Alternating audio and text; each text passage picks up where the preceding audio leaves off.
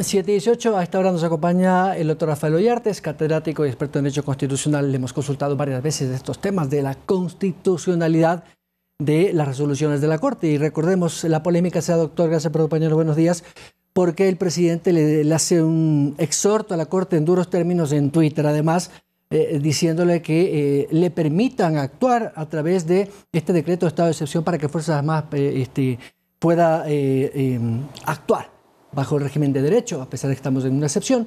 Y la Corte responde, yo no sé si políticamente, pero por lo menos no jurídicamente, que no es su competencia y que ya resolvió y que el que tiene que resolver es el gobierno. Le digo esto porque, claro, el presidente necesita seguridad jurídica para poder actuar y después no tener una consecuencia posterior. Buenos días, don Byron, un placer estar con usted y con todos los amigos de Ecuador TV. Y sí, efectivamente, hay que tomar en cuenta, más allá de que la palabra nos guste o nos desagrade, que el presidente de la República es un político. Y cuando lanza este tuit, lo lanza como político y una corte no puede responder de esa manera. Es decir, las cortes se pronuncian a través de sus sentencias, sus dictámenes, sus autos, no a través de un tuitazo. Primera cosa que no estuvo bien por parte de la Corte Constitucional. Segunda cosa, hay que entender, al presidente de la República no es que si quiere lo hace o si quiere no lo hace. Es su obligación el resguardar la seguridad pública y la seguridad ciudadana. Es su obligación y lo hace a través de Policía Nacional. Y cuando la normalidad constitucional se ve sobrepasada, porque claro, a ver, si nos referimos al tema delincuencial, ¿quién debe controlar? Policía Nacional.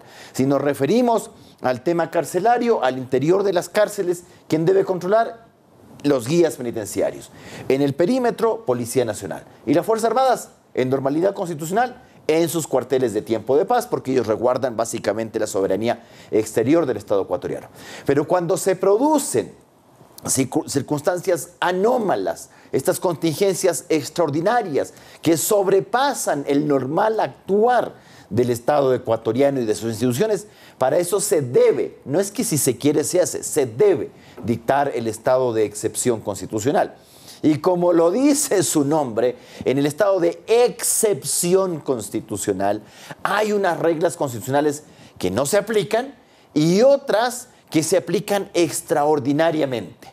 Y el presidente de la República, cuando decreta el estado de excepción, en este caso por grave conmoción interna, por el tema delincuencial, por una parte, y por otra parte, porque el tema carcelario se ha ido absolutamente de las manos, tiene que asumir unas facultades que son extraordinarias, pues. Entonces, y dentro de esas, ¿cuáles está? Por ejemplo, transferir fondos del presupuesto general del Estado destinados a unos fines, en este caso para enfrentar la contingencia. Y también emplear a las Fuerzas Armadas y a la Policía Nacional para actividades que son en principio ajenas a su función constitucional habitual. Para eso se dictan los estados de excepción, pues. Entonces, cuando tú ves una Corte Constitucional que te dice dos cosas que son obviedades, es decir, verdades de perogrullo, la delincuencia no se acaba con estados de excepción, las crisis carcelarias no se acaban con estados de excepción, perdón, esto está descubriendo el agua tibia, pues está descubriendo América en el mapa, pues eso es lo que está haciendo. Si nadie está diciendo que la delincuencia se va a arreglar con un estado de excepción y nadie está diciendo que la crisis carcelaria se va a arreglar con un estado de excepción, pero la gente en las cárceles y los ciudadanos afuera tenemos unos derechos fundamentales, pues. Y dentro de los derechos fundamentales que tenemos los ciudadanos que estamos fuera del sistema carcelario, afortunadamente, está la de que nuestra seguridad y nuestros derechos sean garantizados. Pero también, pues, de los internos de las cárceles, estos eufemísticamente llamados PPLs, porque no se les puede decir ni presos, ni reclusos, ni reos. ¿Ya? Entonces, una persona que está encarcelada sí tiene un derecho fundamental, básico, que se recuerde su vida, su integridad física. El Estado tiene que efectivamente. Entonces, ¿qué tiene que hacer el Estado? ¿Hacer lo que le dice la Corte Constitucional? ¿Torpemente? Porque la Corte le dice, es que, bueno, los estados de excepción no sirven para esto, pero siga. Pues me dice, bueno, pero si tú estás consciente, si tú crees que no sirve el estado de excepción, no tienes que declarar inconstitucional, pues, porque es un estado de excepción extralimitado. Pero claro, como sabes que eso es inaceptable, entonces, ¿qué haces? Prácticamente le amarras las... Sí, estamos en estado de excepción, pero las Fuerzas Armadas no pueden ingresar. Sin embargo, comentaba un jurista conocido aquí que el Código Orgánico Integral Penal sí le faculta en estados extraordinarios excepcionales a un elemento de Fuerzas Armadas o policía, básicamente, el actuar con el uso progresivo de la ley. Si no me equivoco, el artículo 30.1 dice: cumplimiento del deber legal del o la servidora policial y de seguridad penitenciaria en casos excepcionales, siempre y cuando se actúe en cumplimiento de un deber legal como una causa de exclusión de la antijuricidad. Bueno, ya son detalles más técnicos, pero lo que significa es: no necesitábamos de ninguna autorización de la Corte, sino que Fuerzas Armadas podrían haber aplicado esto, o la policía, para actuar. Sin embargo, no se actuó, que eso es lo que se critica sobre todo a la comandante de la policía cuando el día sábado salió a decir: bueno, no actuábamos porque pensamos que era un poco riesgoso, etcétera, etcétera, cuando la obligación era actuar. Pero es que, ¿no? A ver, entendamos las cosas. Pero es que no es la primera vez que ocurre. A ver, ¿por qué ocurre esto de que a veces, y no solo en el tema carcelario, pues, sino también respecto del diario vivir? Porque usted ve policías que no actúan frente al delito. ¿Por qué ve incluso policías que en vez de utilizar el arma de servicio se dejan ultimar? Entonces hemos visto policías que se dejan matar, pero matar. Entonces, pero un policía que no resguarda su propia vida no resguarda la vida ajena tampoco. Porque usted está creando una serie de precedentes. Entonces, si las Fuerzas Armadas y la Policía Nacional no son apoyadas, usted podrá hacer cualquier cosa que, evidentemente, el miembro, el funcionario, se va a restringir. Porque, a ver, si este señor me apunta y yo saco mi arma de servicio y le disparo, o me saca un cuchillo, ¿qué tengo que? Uso progresivo, ¿qué es? Yo también le saco un cuchillo, si no lo tengo. Entonces, no utilizo el arma de servicio porque si le disparo y lo hiero, o peor aún, lo mato, proceso en mi contra, tengo que pagar abogado, se me suspende si es que no se me da de baja de la función, arruino a mi familia. Entonces a esa persona se le pasan 10.000 cosas en la cabeza en lugar de actuar. Porque eso es lo que hemos venido haciendo durante harto tiempo. O sea, los policías y los militares están en indefensión jurídica. Pero por supuesto, entonces, por más de que uno le diga, vea, es que el artículo 31 del Código Integral Penal dice esta cosa, sí, pero hasta que el fiscal me deje suelto, hasta que los jueces no me tengan pisado, bueno, pasarán sus buenas lunas y mientras tanto, ¿qué hace mi familia? Claro. Ahora, en esto otro, lo que ha dicho la comandante general de policía es brutal. Es decir, bueno, no hemos ingresado porque, bueno, es que aquí hay una serie de cuestiones, ¿no? Pero claro, incluyámosle en esto a la Corte. Tú declaras un estado de excepción y le dices, esto no sirve. Entonces tú dices, sí, pero es que ahora voy a hacer ingresar a Fuerzas Armadas. No, eso no puedes hacerlo. Entonces, sigue igual que antes. O sea, sigue haciendo lo mismo que no ha servido. Y la Corte te empuja a eso, a que tú sigas haciendo algo que no sirve. Entonces la gente, ¿cuál es la impresión que tiene? Estamos en estado de excepción, pero ¿por qué no actúan en el tema delincuencial las Fuerzas Armadas en las calles? Porque la Corte le dice, haga uso progresivo de la fuerza, pero hace 2 meses le declaró inconstitucional el reglamento de uso progresivo de la fuerza. Pero perdón, qué falta de sindéresis. Pues, a ver, ¿cómo es la cuestión? Entonces, ¿qué pretende la Corte? ¿Cuál es el argumento para que la Corte dé de baja ese reglamento? ¿Dónde está la inconstitucionalidad? Prejuicio simplemente, pues porque hay gente que tiene ahí problema, y que tiene agenda, que tiene lío con pensar, es que las Fuerzas Armadas son malas. Y además te sacan estas frases hechas. Es que los militares, esa gente nunca ha pisado un cuartel militar. No tiene idea, nunca ha pisado la academia de guerra. Entonces no tiene idea de lo que está diciendo. Entonces cuando te ponen esas frases hechas de los militares están hechos para eliminar al enemigo. Oye, perdona, asómate a la academia de guerra si no es así nomás la cosa. No es militar. Que cuando tú vas a dar clases en la academia de guerra tú le dices, bueno, entonces ustedes esto, mátenos, pégale un balazo y desarrájelo. Eso no es así. Entonces es un prejuicio. Entonces con esa clase de prejuicios en todos los órdenes respecto a Fuerzas Armadas, perdón, un militar no es un civil. Hemos visto cómo un militar que tiene hijos fuera del matrimonio es dado de baja y la Corte lo devuelve. Y encima es marino. Pero tú no gobiernas tu casa, peor un buque. Entonces, lo que estamos haciendo es desprestigiar Fuerzas Armadas, debilitar permanentemente a Fuerzas Armadas, hacer que Fuerzas Armadas no puedan actuar. Entonces, la gente que dice, entonces son las Fuerzas Armadas las culpables aquí, pues.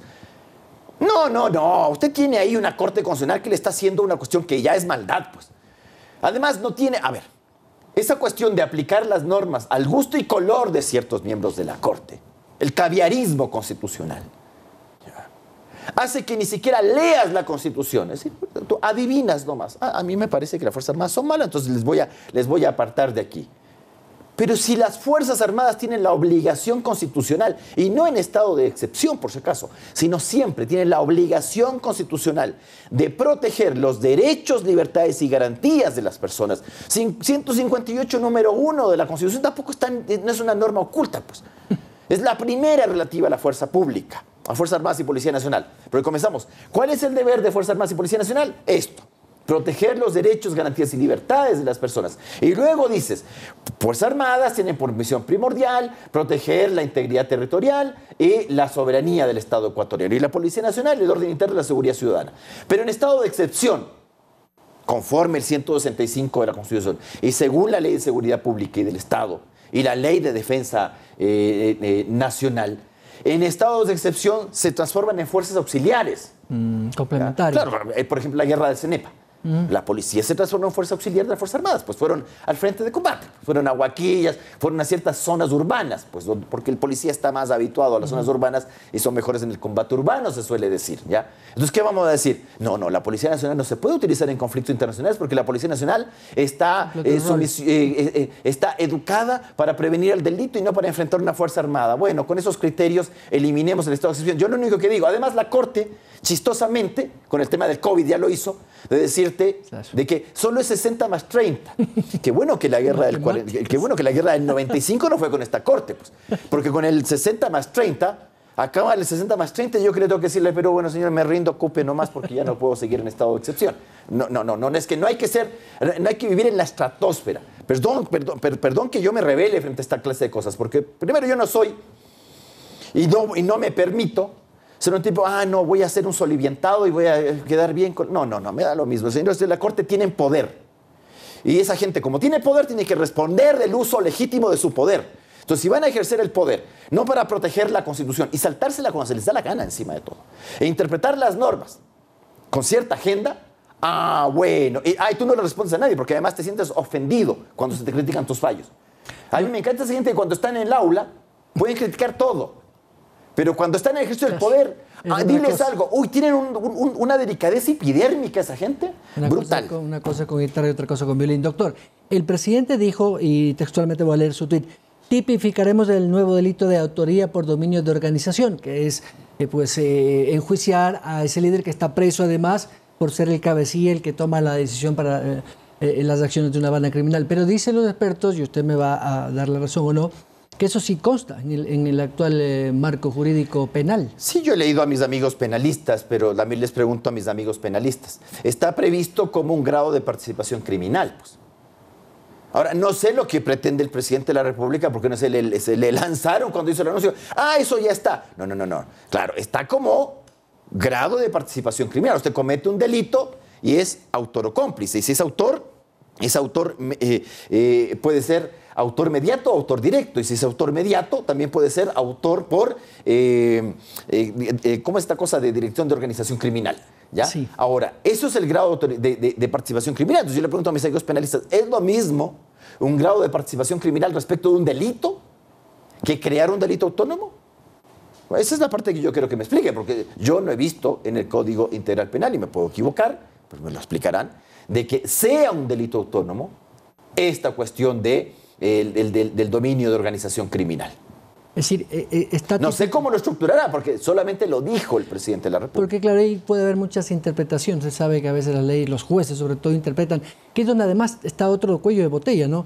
Hay falta de jueces de garantías penales, por lo tanto no hay cómo sacar a los presos porque se represan esas órdenes de libertad, etcétera, etcétera. Entonces, también una corresponsabilidad muy, muy grande de Fiscalía y del Consejo de la Judicatura, porque se necesitan más jueces.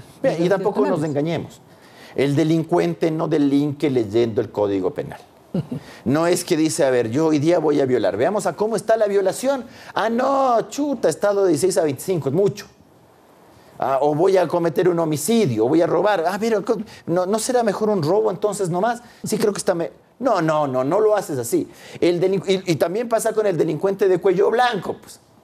Porque usted me pone un montón de cuestiones. ¿Qué testaferrismo? ¿Qué lavado de activos? ¿Qué cohecho? ¿Qué concusión? ¿Qué peculado? ¿Qué esto? ¿Qué el otro? ¿Ya? ¿Acaso el que le roba al Estado, y hemos tenido hartos, lo hacen leyendo el Código Integral Penal? ¿O lo hacen en la certeza de que, primero, si cometen el delito, no van a ser perseguidos? ¿O que si son perseguidos, no van a ser procesados? Y si llegan a ser procesados, ¿no obtendrán condena? E incluso, como uno que anda fuera del país, en un paraíso fiscal, ¿ya? Según la Comisión Europea, Bélgica, ¿no? ¿Ya? Tienes la condena, pero nunca se te va a ejecutar.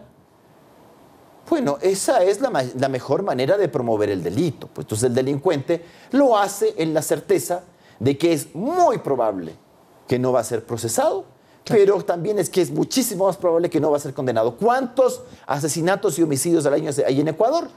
¿Y cuántos homicidios y asesinatos en el Ecuador son condenados al año? Hay que ver la diferencia de las cifras.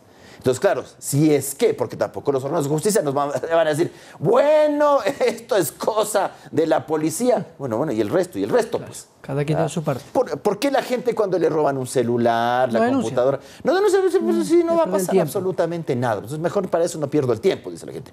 Más aparte de lo que ya perdí, voy a seguir perdiendo más, ¿ya? Porque usted tiene que darle apoyo a las Fuerzas Armadas, tiene que darle apoyo a la Policía Nacional y también tiene que servir el sistema de justicia, también tiene que servir la Fiscalía. Entonces aquí también vemos muchas cosas. Vemos cómo a veces los políticos ridículamente comienzan a denunciar cosas a la Fiscalía y uno dice, pucha, como que la Fiscalía no tuviera nada más que hacer que receptar tu denuncia ridícula sobre un tema político. Claro. Y lo otro, hemos visto lo que pasó, por ejemplo, con la pretensión que tuvo la fiscal Salazar, la fiscal de la República, respecto de la creación de fiscalías anticorrupción. El portazo que le dio la señora Carmen Maldonado y compañía, pues.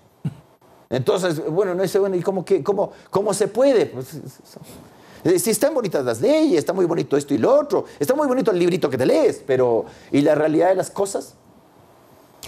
Hay que tener un trabajo más coordinado entre todas las instituciones del Estado que parece no las hay. Doctor, muchas gracias. Estoy con el tiempo. Siempre un placer, don Magno. El doctor Rafael Ollarte, constitucionalista y experto en Derecho Constitucional, 7 de la mañana con 35 minutos. Vamos a la pausa.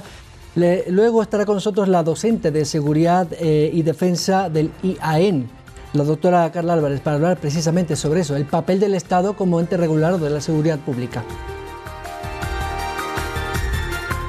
Síguenos en nuestras redes sociales, Facebook, Instagram y Twitter.